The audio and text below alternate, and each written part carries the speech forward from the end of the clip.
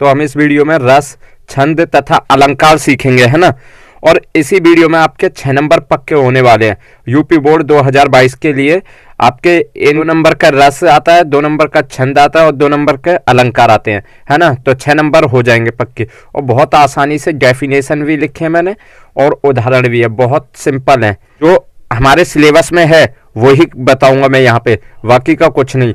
हमारे सिलेबस में हास्य रस और करुण रस हैं सिर्फ 2022 में। अब की बार हास्य रस और करुण रस हैं सिलेबस में।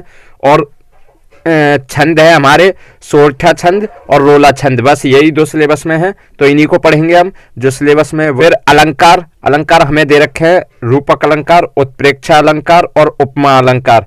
ये 3 अलंकार दे रखे हैं, तो इन्हीं को हम पढ़ेंगे, है ना, बाकी का कुछ नहीं। और इन्हीं में हमारे 6 नंबर पक्के हैं गारंटी के। तो यहाँ देखिए हास्य रस, हास्य रस का स्थायी भाव क्या होता है? हास्य, हास्य रस का स्थायी भाव होता है हास, है ना। तो अब इसकी परिभाषा भी देख लेते हैं।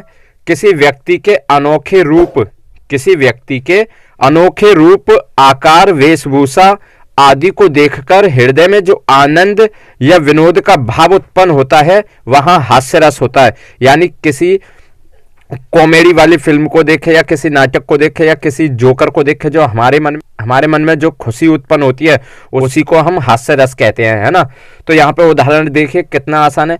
नाना वाहन नाना वेशा, विहसे शिव समाज निज देखा, है ना। तो आपको ये बहुत अच्छे से समझ में आ गई होगी हास्य रस की परिभाषा और उदाहरण भी। तो आगे देखते हैं करुण रस। करुण रस का स्थायी भाव होता है शोक, है ना। अब परिभाषा देखिए।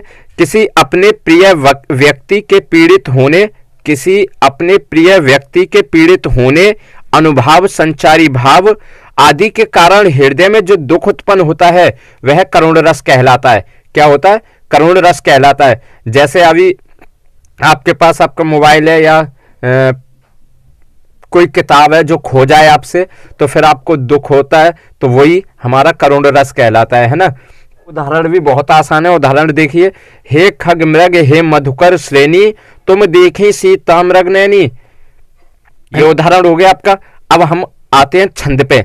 छंद क्या होते हैं वो हम पढ़ेंगे यहीं पे और उसकी परिभाषा भी लिखेंगे। यहाँ पे उदाहरण भी आपको देने हैं, तीनों में, रस में भी, अलंकार का भी, छंद का भी, क्योंकि 1 नंबर का उदाहरण होता है। तो छंद पढ़ते हैं। अब यहाँ पे है सोरठा छंद, है ना। यह सोरठा छंद की परिभाषा है। यह अर्धसमात्रिक छंद है। यह अर्धसमात्रिक छंद है। इसके प्रथम और तृतीय चरण में यानी पहले और तीसरे चरण में 11-11 मात्राएं होती हैं तथा द्वितीय एवं चतुर्थ चरण में यानी दूसरे और चौथे चरण में 13-13 मात्राएं होती हैं। यह दोहा छंद के विपरीत होता है। यह दोहा छंद के विपरीत होता है। दोहा छंद हमारे सिलेबस में नहीं है इस बार, तो हमें कोई उसके बारे में कुछ नहीं सोचना है ना। हमें सिर्फ ये देखना जो हमारे सिलेबस में उसे करना है हमें। तो अभी यहाँ पे ये आप ये देख लीजिए, यहाँ पे सोरठा छंद की परिभाषा क्या है ना। तो यहाँ पे देखिए उदाहरण है। बंदेव गुरुपद कंज, कृपा सिंधु नर रूप हरि, महामोह तम पुंज, जासु बचन रवि कर निकर। तो यहाँ देखिए पहला चरण, यहां से लेके कौमा तक पहला चरण होगा और कौमा के बाद यहां तक दूसरा और यहां से कौमा तक तीसरा और यहां से यहां तक चौथा चरण। ठीक है। तो देखिए पहले और तीसरे चरण में 11-11 मात्राएं होती हैं। तो आप गिन के देख सकते हो। ये एस जैसा जो बना हुआ है ये 2 मात्राएं होती हैं और ये 1 होती है डंडा जो है ना।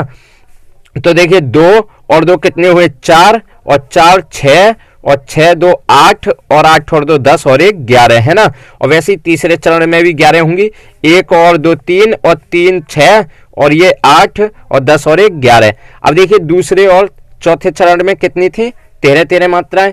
तो यहाँ पे देखिए 1 और 2 3 और 3 6 हो गई और 2 8 हो गई, 10 और 11 12 13, है ना। तो ऐसे चौथे चरण में भी 13 ही मात्रा हैं। 2 3 4 5 6 7 8 9 10 11 12 13। ठीक है। तो पहले और तीसरे चरण में 11-11 मात्राएं होती हैं सोरठा में और दूसरे और चौथे चरण में 13-13 मात्राएं होती हैं। ठीक है। अब आगे देखते हैं रोला छंद। रोला छंद की परिभाषा यह है। रोला छंद की परिभाषा है यह सम्मात्रिक छंद है। सम्मात्रिक का मतलब है यानी इसके सभी चरणों में एक जैसी मात्राएं होती हैं, है ना। यह सम्मात्रिक छंद है, इसमें 4 चरण होते हैं और प्रत्येक चरण में 24-24 मात्राएं होती हैं। उदाहरण देखिए, जीती जाती हुई जिन्होंने भारत बाजी, निज बल से बल मेट, विधर्मी मुगल फुराजी, जिनके आगे ठहर सके जंगी न जहाजी, हैं ये वही प्रसिद्ध छत्रपति भूप शिवाजी। तो ये वीर शिवाजी के संदर्भ में लिया गया है ये दोहा, लेकिन हमें उससे कोई मतलब नहीं, दोहा लिखना है और मात्राएं भी पूरी होनी चाहिए। तो यहाँ पे देखिए क्या हर चरण में 24 मात्राएं हैं या नहीं, गिन लेते हैं एक बार। तो 2 और 2 कितनी हुई, 4, और 4 और 2 6, और ये 8, 9, और ये 11, 12, 14, 16, और ये हो गई 18, और 19, 20, और 22, ये 24, है ना। तो ऐसे ही 24-24 मात्राएं हर चरण में आप देख सकते हो। अब आगे देखते हैं हम अलंकार। यहाँ अलंकार है। अब देखिए अलंकार 2 तरह के होते हैं, शब्दालंकार और अर्थालंकार। तो हमें यहाँ पे अर्थालंकार पढ़ना है जो हमारे सिलेबस में दे रखा है। हमारे सिलेबस में अर्थालंकार है ना। तो अर्थालंकार कई तरीके के होते हैं। उपमा अलंकार होता है, रूपक अलंकार होता है, उत्प्रेक्षा होता है, अतिशोक्ति होता है, मानवीकरण होता है। लेकिन इन सब में हमारे मेन जो है वो उपमा अलंकार, रूपक अलंकार, उत्प्रेक्षा अलंकार, जिस पे मैंने टिक कर रखा है, ये है हमारे सिलेबस में अब की बार, और यही हमें पढ़ने हैं। एग्जाम में यही आएंगे, बहुत आसान है इनकी डेफिनेशन भी, बस आपको ध्यान से समझना है ना। तो हम उपमा अलंकार को देखते हैं। उपमा अलंकार के यहाँ पे डेफिनेशन बहुत आसान तरीके से लिखे मैंने।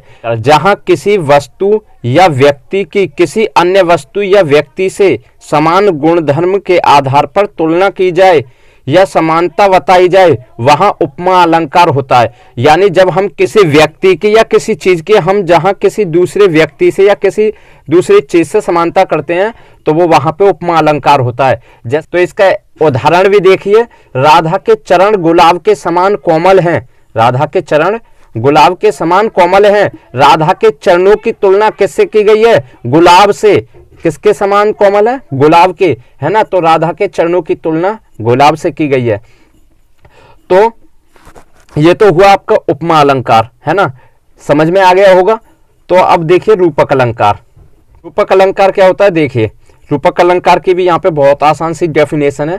जहां उपमेय में उपमान का भेद रहित आरोप हो, अर्थात उपमेय और उपमान में कोई अंतर ही ना हो, वहां रूपक अलंकार होता है ना। से चरण कमल बंदो हरिराई, है ना, ये उदाहरण हो गया। जहां पे ना तो हमारे उपमेय जो है उसमें और उपमान में कोई अंतर नहीं होता, तो वहां पे हमारा क्या होता है, रूपक अलंकार, है ना।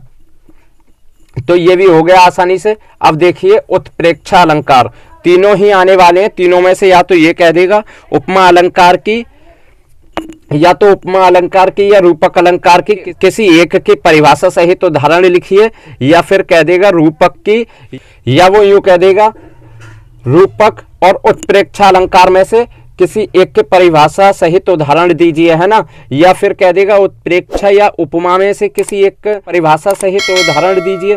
तो आपको कोई एक ही करना है तीनों में से, तो बहुत आसान है। उत्प्रेक्षा अलंकार भी देखिए यहाँ पे, जहां उपमेय में उपमान की संभावना की जाए वहां उत्प्रेक्षा अलंकार होता है। क्या, जहां उपमेय में उपमान की संभावना की जाए। उपमेय यानी जैसे हम कहते हैं बहुत सुंदर है चंद्रमा, है ना, लेकिन अगर उसे देखें तो चंद्रमा की मिट्टी और चंद्रमा बहुत काला है ना, वो सूर्य की चमक से चमकता है। तो वैसे ही यहाँ पे जब हमें किसी चीज की संभावना होती है कि ये ऐसा है, तो वहां पे हमारा क्या होता है, उत्प्रेक्षा अलंकार, है ना। तो उदाहरण देखिए, धाय धाम काम सब त्यागी, मनहु रंक निधि लूटन लागी। तो इस वीडियो में इतना ही। और इस वीडियो में हमने सीखा रस में हमने किए हास्य रस और करुण रस की परिभाषा उदाहरण सहित की, है ना। फिर उसके बाद किया हमने छंद, और छंद में हमने सोरठा छंद और रोला छंद की परिभाषा उदाहरण सहित की। फिर अलंकार किया, अलंकार में हमने रूपक अलंकार, उपमा अलंकार, उत्प्रेक्षा अलंकार तीनों को एक ही साथ किया, है ना, उदाहरण सहित। और अगर आपने ये कर लिया तो आपके 6 नंबर एकदम पक्के हैं। तो इसी बात पे वीडियो को लाइक कर दीजिए और चैनल पर नए हैं तो चैनल को सब्सक्राइब कर लीजिए और बेल आइकन प्रेस कर दीजिए ताकि नई वीडियो की नोटिफिकेशन आपको मिलती रहे। वीडियो देखने के लिए धन्यवाद। जय हिंद, जय भारत।